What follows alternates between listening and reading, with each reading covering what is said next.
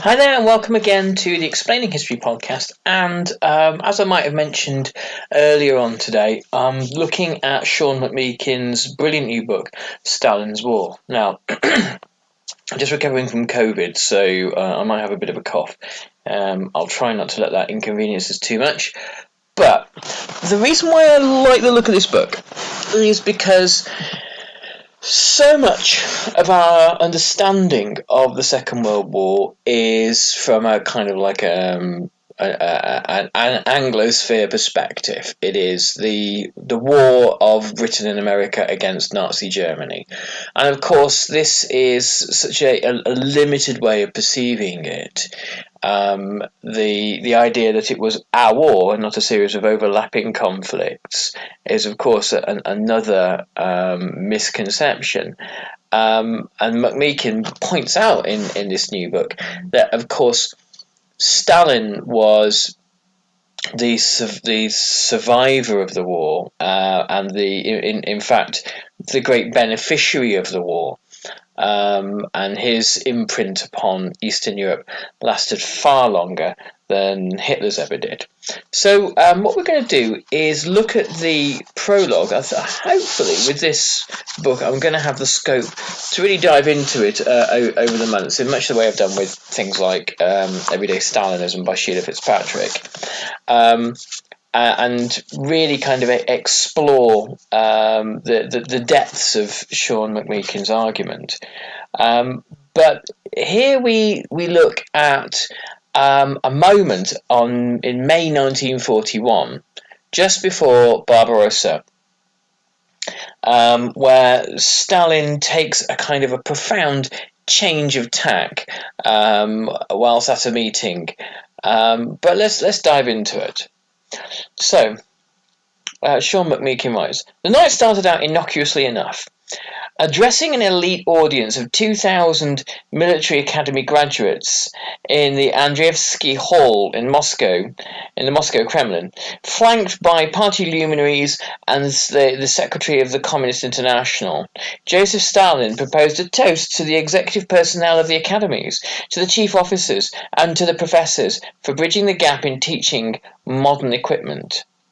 There followed a predictable bromides about the formidable Red Army, male fist of the global proletariat. Stalin recalled the crushing Soviet victories over Japanese Kwangtung Army in Manchuria in August 1939, triumphs now embodied in the world-altering Soviet-Japanese Neutrality Pact, which he had signed just 3 weeks earlier, whilst glossing over the Red Army's less glorious performance in the Finnish War of 1939-40, a struggle that had at least taught bitter lessons about modern warfare. Since the Soviet-Finnish War, Stalin noted, the USSR had reconstructed our army and armed it with modern military equipment.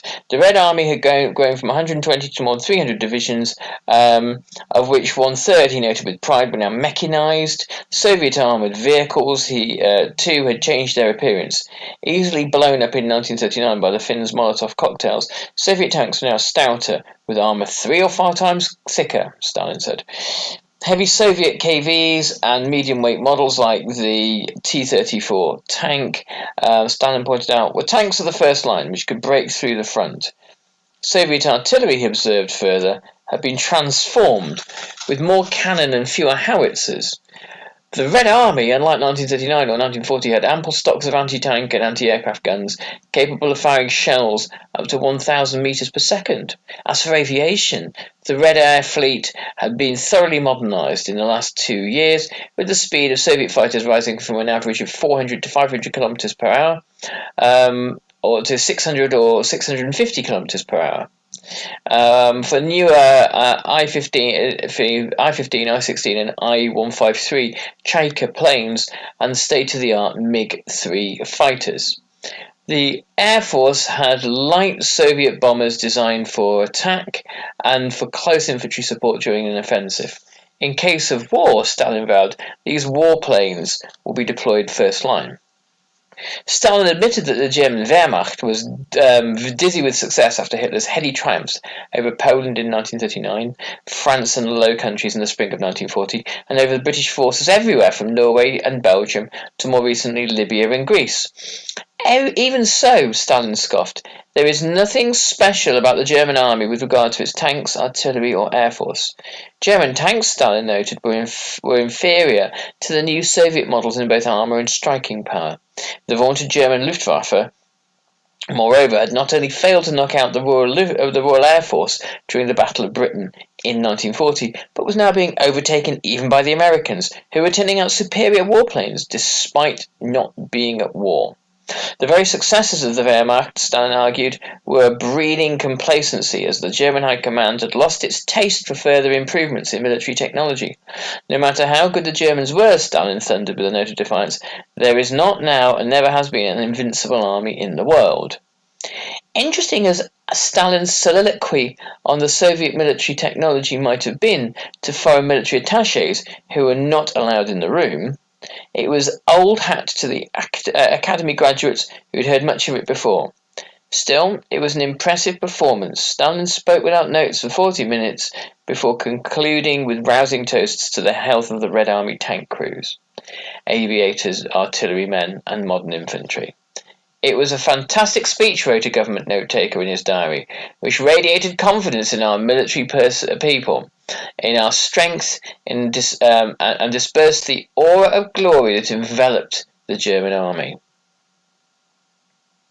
Satisfied, Stalin yielded the floor to his host, the Frunze Military Academy, the head of the Frunze Military Academy, Lieutenant General M.S. Kozin. What transpired next was so dramatic, so unexpected, that no one present ever forgot it. Kozin, parroting the Pravda propaganda line of the day, saluted Stalin for the success of his peace policy, which had kept the Soviet Union out of the capitalist war raging in Europe and Asia. Before he could finish his platitudes, Stalin leapt to his feet, cut off the poor Lieutenant General, and reproached him for pushing out an out-of-date policy. Stalin then moderated his tone, reassuring the officers and party bosses present that the Soviet peace policy, a thinly veiled allusion to the Molotov-Ribbentrop Pact signed with Nazi Germany in August 1939, had indeed bought the Red Army time to modernize and rearm, while also allowing the USSR to push forward in the west and north, increasing its population by 13 million in the process. But the days of peaceful absorption of new territory, Stalin stated forthrightly, had come to an end. Not another foot of ground can be gained with such peaceful sentiments. So, here we have, on the eve of Operation Barbarossa, after roughly 2 years of Molotov-Ribbentrop Europe, as Timothy Snyder refers to it, we have Stalin saying that the policies that have guided the USSR so far are effectively over. And it's naive to assume anything else, and it's naive to imagine that the USSR can continue to expand its territory or grow or grow in any way without war.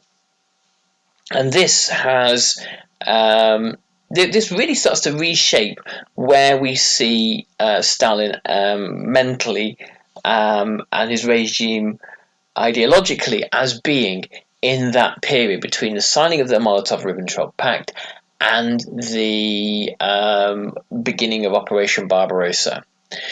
Often I've talked on this podcast about Stalin's ideas for the conquest of Eastern Europe, which were well developed even during the darkest days of German advances against Leningrad, Moscow, and Kiev. So even and obviously Stalingrad, even during that period, up until long before the defeat of the Germans at Stalingrad, Stalin had a clearly mapped out vision of the conquest of Eastern Europe and other territories besides. The Red Army, Stalin told its future commanders, must get used to the idea that the era of the peace policy is at an end and the era of widening the socialist front by force has begun. Anyone who failed to recognize the necessity of offensive action, Stalin admonished, was a bourgeois and a fool. The defensive doctrine that had animated strategic planning and wargaming for European conflict prior to 1941, he explained, was appropriate only for a weak, unprepared Red Army. So what he's saying is the Red Army is actually ready for war, ready for a war of conquest, and ready to fulfill some kind of bigger historical role, historical duty. Stalin had hoped that the war in Europe would have dragged out like the First World War. Much of the assumptions about international relations, about the functioning of states, about the possibility of revolution was drawn from the First World War. And the idea that the First World War had led to at least one successful revolution and two or three further abortive revolutions in places like Hungary and Germany, particularly Bavaria. And that a further war between the capitalist powers, because all of this is obviously Stalin sees everything from the perspective of Marxist-Leninism, that war represents this crisis, this essential civil war within capitalism. What Stalin believed he was looking at was the older imperialist capitalist states like Britain and France waging war against the newer ones, like Germany. And at this point, obviously, America hasn't joined the war. This would have kind of confused the picture further. But but America hedging its bets and backing the more democratic capitalist states. So that's what Stalin sees in Europe. And Stalin is shocked and kind of outraged that the war doesn't last more than in Europe. More than a couple of months. Stalin had hoped that the French would hold out for 6 months or more, but they don't do. Obviously, they capitulated in about 6 weeks, and Stalin, for Stalin, this kind of throws here the strategic vision that he has, i.e., once both sides are exhausted, advancing westwards and conquering capitalist Europe as a series of revolutions inevitably break out. The defensive doctrine that had animated strategic planning and wargaming for European conflict, he explained, was appropriate only for a weak unprepared Red Army, but today, now that our army has been thoroughly reconstructed, fully outfitted for fighting a modern war, now that we are strong, now we must shift from defensive to offensive. The transformation was not merely material but philosophical, a policy shift that would require the Red Army's officers and political commissars to transform our training, our propaganda, our agitation, the imprinting of an offensive mentality on our spirit. Issuing a veiled threat to Hitler, his erstwhile alliance partner in Berlin, Stalin declared that the time had come to put an end, once and for all, to the adulation of the German Wehrmacht. There's going to be war, he vowed. According to some witnesses, he stated explicitly that the enemy will be Germany. Warming to his theme, Stalin compared the USSR to a rapacious predator. Coiled in tense anticipation, waiting for the chance to ambush its prey. And that day, Stalin concluded, was not far away. Showing to meant business, Stalin left the shadows from which he usually operated and assumed the presidency of the Council of People's Commissars on May the 6th, replacing Vyacheslav Molotov as the USSR's head of state for the first time. From this moment forward, all responsibility for Soviet foreign policy, for peace or war, or victory or defeat, lay in Stalin's hands alone, and the time for subterfuge was over. War was imminent. Okay, so this is problematic because this starts to blow apart many of the assumptions that I even have had about the kind of the process of war between Nazi Germany and the Soviet Union. Stalin, we have lots of reports, is bewildered by Operation Barbarossa, in denial, refuses to believe it, has a some sort of breakdown. Now, Sean McMeekin, in the introduction to this book, says he will argue, and I can't wait to get to the bit, that the idea of Stalin's nervous breakdown after the announcement of Operation Barbarossa, after the Western Soviet Union is attacked, he says that this is a myth. But I guess we're kind of getting ahead of ourselves slightly. So the picture that Sean McMeekin is painting here of a Soviet dictator who is prepared for a kind of a proactive war, based on the kind of the revolutionary principles of 1917, that well, if we go back and look at that, that the Soviet Union would never have been able to sustain itself staying behind its own borders, and the revolution itself was meant to spread. The only way that anything can function is by the revolution itself spreading to industrial countries like Germany, which in Marxist analysis was where the revolution should always have begun anyway. The point of the Red Army, particularly as when it kind of invaded Poland in 1920 and was eventually defeated at the gates of Warsaw, the purpose of the Red Army was to be the kind of the spreader of revolution by other means. Of course, anywhere occupied by the Red Army had Soviet-style social transformations imposed on it, i.e. the landlords being or the bourgeoisie being arrested and the landlords being deported, and that sort of thing. This happened in parts of Poland and the Baltic states. It was anticipated that the Red Army would continue this role during the Second World War, and that the Second World War once again presented to the Soviet Union a historic opportunity to push forward the Marxist-Leninist revolution, and that the crisis of capitalism that the war represented was therefore an opportunity for the Soviet Union to fill its historic role.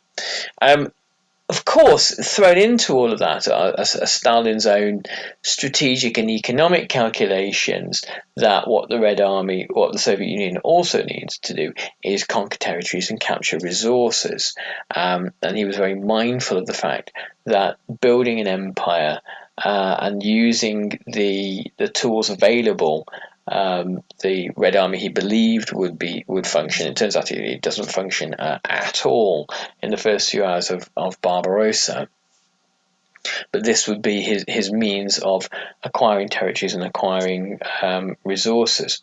So this book, and this is why I think it's going to be good fun, is going to turn much of what we think on its head. So I think it's going to be quite a challenging read. The first thing that we're going to do with this is look at that kind of period of even before the signing of the Molotov-Ribbentrop Pact, that period from the Munich Agreement all the way up to the commencement of hostilities in 1939. And so I think one thing we can explore here, and I think it's important to explore, is the fact that the tensions that emerge in 1945 at the end of the Second World War have much longer roots. I mean, Tony Judd argued always that the tensions that emerged in 1945 had been created in 1917. Some historians say, well, no, this goes back even further, and there is this sort of long-standing suspicion between Russia and the West that goes back at least until the 18th century. But anyway, that we get sort of ahead of ourselves there slightly. But the interwar years, particularly the late 1930s, create many of the dynamics that are frozen as a result of the Second World War, this short-lived period of East-West quasi-cooperation, where there's always certain implicit threats throughout that period of time as well, that if Stalin decides he doesn't like the West, he might decide to make a unilateral peace deal with Nazi Germany following the expulsion of Germany from Russia, and that would free up countless German divisions to be flung at Western armies. So there was always tensions there, but the tensions that emerge after 1945, they don't appear out of a hole in the ground. They have origins in the interwar years, and the Munich Agreement, the decision to abandon Czechoslovakia to its fate, which was taken by Britain, by France, Italy, and of course Nazi Germany, that excludes Czechoslovakia's actual military ally, the Soviet Union. Though France did have a military pact with Czechoslovakia, which is handily ignored. That kind of decision to exclude the Soviet Union was suspicion in Stalin's mind that something was being cooked up here, and that further secret talks had been had between the British and French on one side and the Germans on the other, that Germany might have free reign in the East if it wanted. Whether those conversations ever happened, who knows, but probably they didn't, though in Stalin's imagination that was certainly what was the dish that was being prepared for the Soviet Union.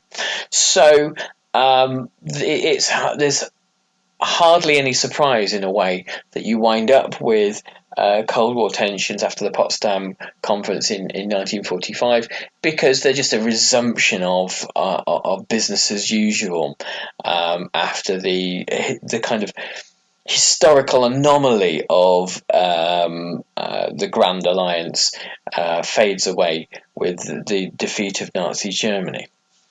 Anyway, as you can probably detect, I'm very enthusiastic about this book, and we'll be looking at it much, much more in the coming weeks and months. Thanks so much for listening, and we'll be continuing tomorrow with a few more new directions. I have a book on order, A Radical History of Los Angeles, which I think is going to be very exciting, but more on that later.